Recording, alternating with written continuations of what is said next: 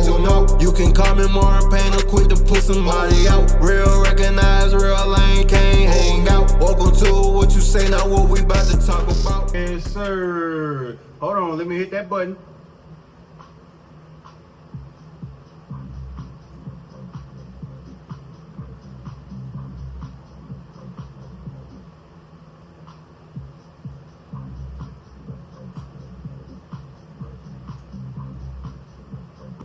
Yes, sir. Yes, sir. We back, man. We back. Let's go.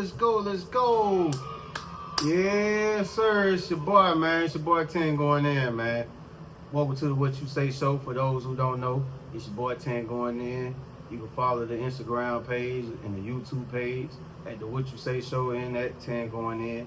You feel me? I know the last time we talked, we was talking about growing up in the hood, man. We was talking about growing up in the hood. You know, one thing I do remember about growing up in the hood, y'all ever had that sock that had that hole in it, and then you had to fold it up to make it a new one? Oh, man. Hey, I know I ain't the only one, goddammit. You ain't finna be right there trying to judge me. You know you done did that to your sock before. You know you did that. Don't let me hit that button. Yeah. But I know one thing we talked about with the last episode, we had briefly went over it, but we was talking about family dysfunctions. But we got to talk about the importance of having family, man. Yeah. Now, I ain't gonna lie, man. With family dysfunctions, it ain't never good, bro. Ain't never good.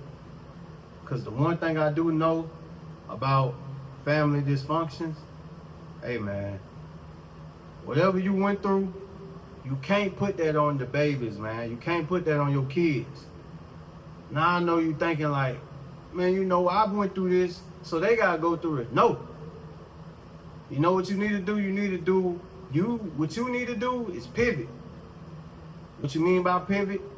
I mean, hey, you need to look at what you got going on and say, hey, I know I went through this. So instead of saying, hey, I want them to go through this, if you pivot, then you see like, hey, I want them to not go through what I went through. Now, I see for me, if I had kids, I would probably want to do something like goofy and creative as far as like technology. Like I might start them off with the GameCube. Yeah, you need to appreciate the GameCube before you get a PS1. Oh yeah, we taking you back. You gotta get the PS1. You can't get that 4 or the 5. They might have a 6 or a 7 by the time I have kids. Ain't no telling. But I can't have you get that 1 if you can't appreciate that cube. You feel me? But but for real, man. But when it comes down to it, like but for real, man, any past issues though, like, nah, man, I can't put my kids through that, bro. Like one of these days, if I have kids, I'm not finna say, hey, I went through all this and that and the third, so you gotta get put through that. Nah, bro. That's generational. That's a generational curse. That's a generational curse.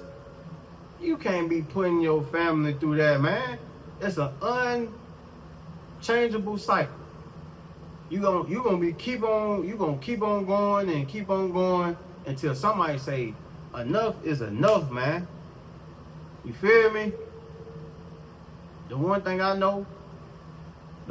do know, when it comes down to family, it's really not about the blood, it's about the bonds. The bonds that you have with the people that you call your family, that's what make your family, bro. Like, for example, my boy B, that's my brother. That's my brother, my cousin, my best friend, that's whatever, bro. And I mentioned him on the second episode. That's also my co-host. You feel me? And like I said, man, with his family, the one thing I look at, the one thing I know about his family, Even though no family is perfect, but he understands the importance of family. You got grandma, you got his uncle, you got, his mama, you got the wife, you got the babies. Like, they are all working together. You feel me? And that's what family is supposed to do. That's what you're supposed to do. And I always admire that. And I always tell them, man, like, I admire that, bro. I know growing up, I wasn't as lucky. I know, like, my mama, single parent, but at one point in time, I had my pops around, and when he left, I was in the 6th grade. Now you have a single mother with 4 boys. She trying to do everything she can by herself. And I knew it was overwhelming, but at certain times, it became overwhelming for me as well, because it'll be some times where, it'll be a whole bunch of times me and my mama got into it. Like, we never really had the closest relationship, but I always looked at it like, hey man, that's my mama. You feel me? That's my mama. But it'll be certain times where, we get into it, and it'll lead to me either running away or getting kicked out at a young age. Now, this ain't no story to say, hey, I'm bashing anybody or I'm bashing her specifically. Like, nah, I'm just, reliving things. I don't take back nothing. Why? Because it made me force tough. It made me see who was my friends for real. It made me see the real world. And that's why I always preach reality versus society. I had a taste of reality at a young age. You know what I'm saying? And I always understood, I was young. So I wasn't the perfect kid. I'm always in trouble. You feel me? And my mental, it wasn't all the way there neither. But I just know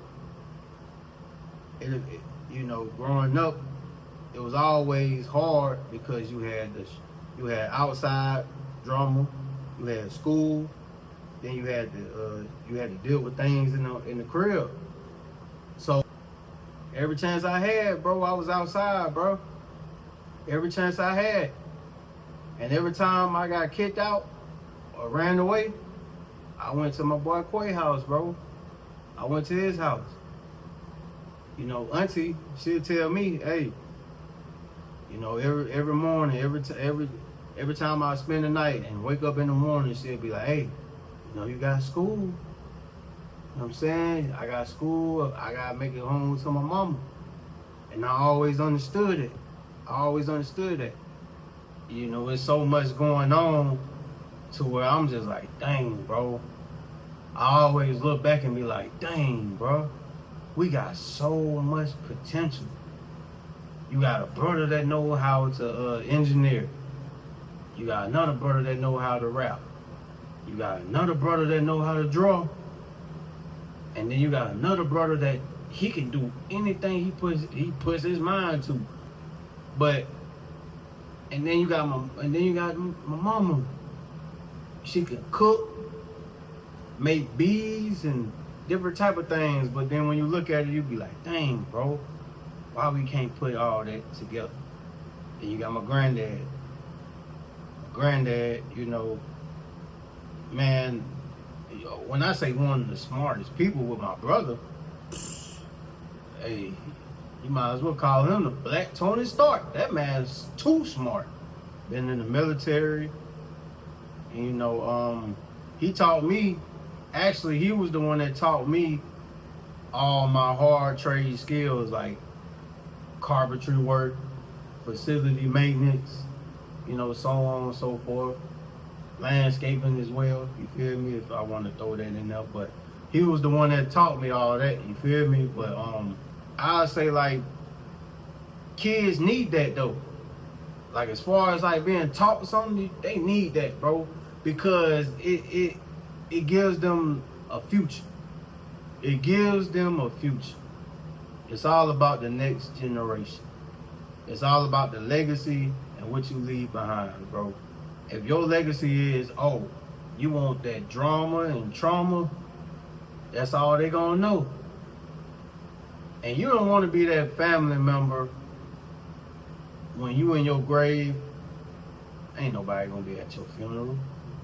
That's a sad life to live, man. You know, family dysfunctions, I hate to see it. I will always see, like even with all my buddies, all the bros, I used to go over their crib, and I used to always see like how their family was. Not perfect. I saw how together they was. Like my boy Quay, shout out to bro. But every time, you know, I had a situation at the crib, I always went to his crib. And a lot of people don't know. Like if you was in the hood, a lot of people don't know. I'll fuck around, and if I ran away from the crib, I'll have a big trash bag and I'll hide that shit behind the pool. And then I'll go to Quay house. And then the next day, auntie like, hey, nah, you gotta get up, baby. You gotta go to school, you got a house to go to. You gotta go back to your mama. Like, even though she might not know the whole situation, but she understood I had a lot going on. But I also understood that it's not her job to take care of me. You feel me? So it's like, you know, back in them days, I just didn't, and then my mental, we spoke on mental health, like my mental wasn't all the way there, man. Like that young brother right there was lost. He was lost, man. Like I know a lot of people used to see me do some of the craziest shit. I used to punch myself in the face. I used to hit walls, trees, brick walls, all type of shit, man. I used to get so angry. I was addicted to being angry because it was so much going on. You had school, you had outside, and then you had like inside the crib. So you got all that going on, but I ain't really had no direction. I always wanted to do music though. So that was that one outing. And then, you know, I had my granddad around to show us the hard trades and stuff, but the one thing, when we were talking about growing up in the hood, I do remember my granddad saying, like, matter of fact, before I say this, he's always the person that, you know, will give you a lecture. But when you're younger, you ain't sure, you know how it is when you're younger. But one thing I remember though, the one thing he said that stuck with me, he said, never forget that day we was riding in his truck and we was leaving the hood. But he told me, he said, hey, you see all this around you? I'm looking around. He was like, it's a trap. He said, it's meant to keep you here. And at the time, I'm just like, you know, I'm with the bros. You know, you got some of the females around. I was so used to having so much fun, you know. And back then, I ain't really getting too much. You feel me? You know, you got people that was doing what they was doing. If you know, you know. But with me, I would just always focus on the music. Things ain't get real for me until we left the hood. Well, our hood, you know. Shout out to the Commons. But when we left the Commons, that's when I had to make some moves and preparations and different type of stuff going on. You feel me? But that's when I really got to see it. Like, okay, and then I'm seeing, you know, certain people that, you know, that was still there. And, you know, then we spoke about job court. Job court really changed everything because, you know, it just showed me the real world, bro. It showed me the real world. Now I know you were wondering about the family dysfunction. You know, I just know when it comes down to it, it played a big part, man. It played a big part. Just remember getting into it with my brothers, especially my one brother Vaughn, all the time, and even with my mama. And I would want them to know that it really took a toll on me. It did. You know what I'm saying?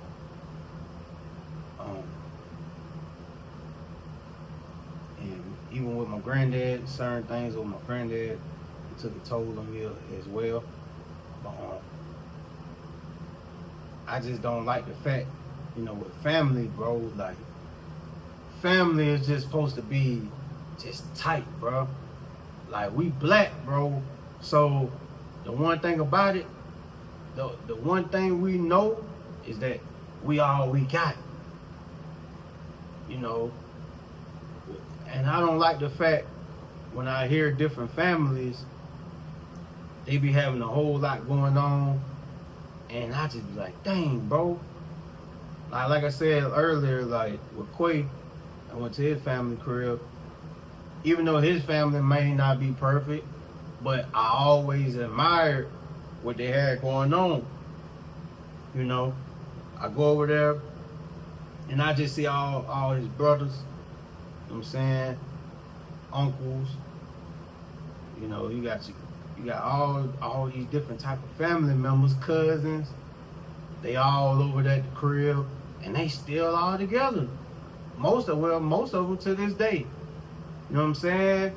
But I just don't like the fact that, you know, you got these different type of things that go on in your family, and it causes you to be at odds with them, man.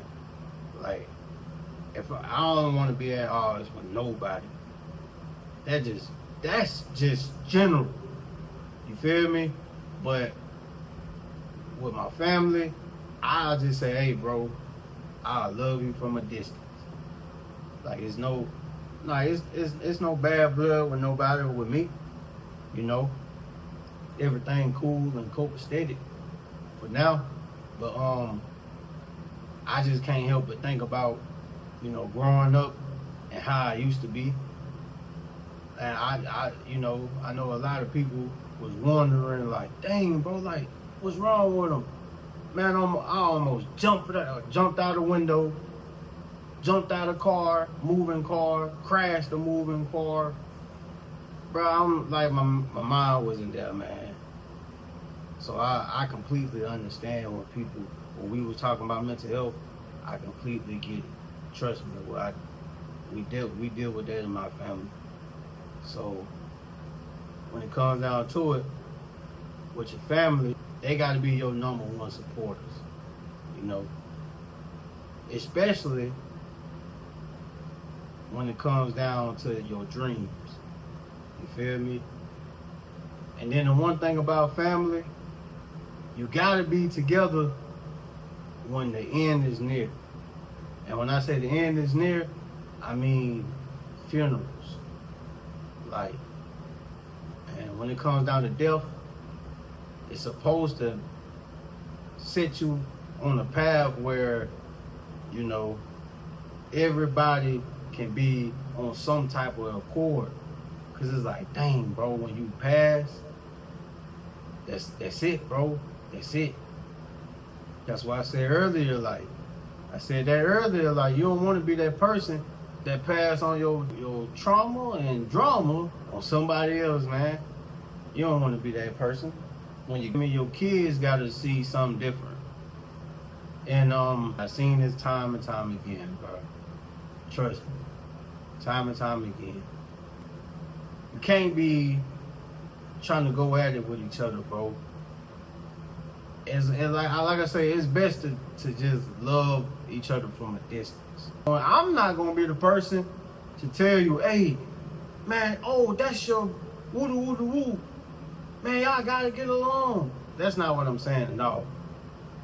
You know, I heard that too many times growing up. That's why I brought up the, you know, all that I went through was not all of it, but some of it. Cause I done heard that time and time again, bro. It got to the point where it got so still, I wasn't even trying to hear it. No cap. I wasn't even trying to hear it, bro.